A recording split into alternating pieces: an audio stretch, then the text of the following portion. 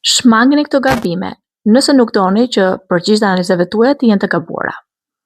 Gabimi i parë, mos konsumimi i ujit.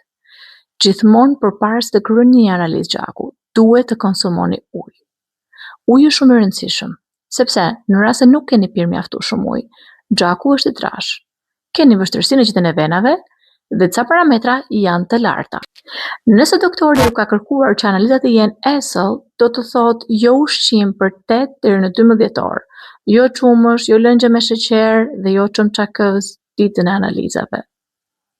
Gabimi i tretë, që e shoh shumë shpesh, është ndërprerja e tabletave të përditshme përpara analizave pa u konsultuar me mjekun. Tabletat si tensioni, diabeti dhe shumë të tjera duhet se s'bën të konsultoni me mjekun tuaj përpara se të stoponi ditën e analizave. Gabimi i radhës është mos bëni palestër intensive një ditë përpara analizave të gjakut, sepse ndikon tek rritja e vlerave të enzimave të mëlçisë, të sheqerit. Gjithashtu, stresi shumë i lartë ndikon në kortizol, ndikon në tension, ndikon në nivelin e sheqerit. Konsumimi i lëngjeve me sheqer, kafe, çaj përpara analizave. Të pish kafe përpara se të kryesh disa analiza gjaku është njësoj sikur të veshësh një xhaketë të rëndë, të madhe, të shkosh të peshohesh e thuash, si ka mundësi kjo vlerë? E njëjta gjë është. Nuk duhet të konsumojmë kafeinë, sheqer, çaj e çdo lëngë të mundshme përpara analizave të gjakut.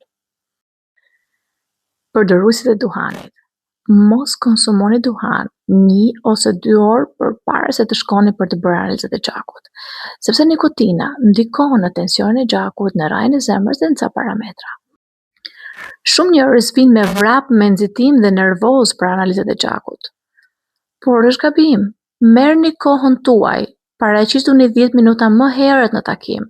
Kështu trupi ka mundësi të qetësohet, të relaksohet dhe nuk do ndikojë në hormonet e stresit, në tension apo në analizat të tjera. Konsumimi i alkoolit para analizave?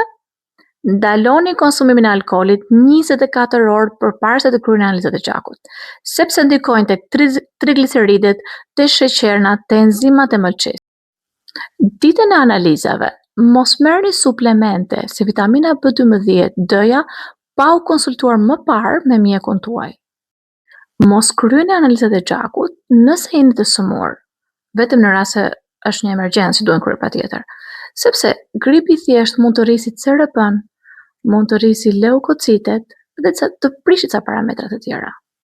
Sepse një analizë e saktë fillon përpara se të shkojmë te mjeku, nga informimi. Për video shumë të thjeshta për shpjegimin e shëndetit dhe kujdesin për veten tonë dhe familjarët, më ndiqni për të sjellë akoma më shumë. Uroj t'jeni mirë.